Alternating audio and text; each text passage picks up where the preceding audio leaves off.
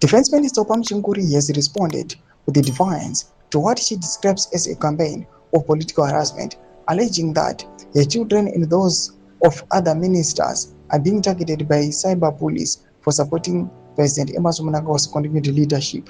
Zanabira Mashkubdani kwa kupangwa the Defense Minister Oppah Muchinguri breathes fire as rivals target her children over ED2030 fight. Don't forget to subscribe or like on the bell icon. Tipina mnamobda kwa mchenzi.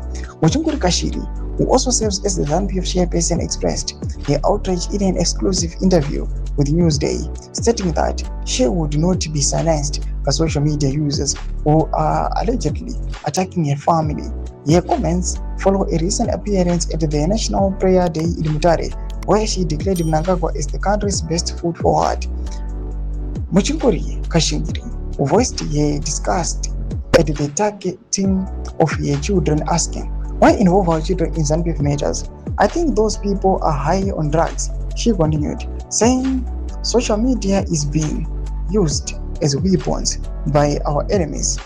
People are going to social media to fight, but honestly, why involve our children? She emphasized that the attacks were a deliberate attempt to silence his standing, stating that they should attack the mother, not my daughter. They wanted to silence me, but they will not silence me. She also expressed confidence in her daughter's upbringing, saying, "My daughter is well groomed. She knows what is right and wrong."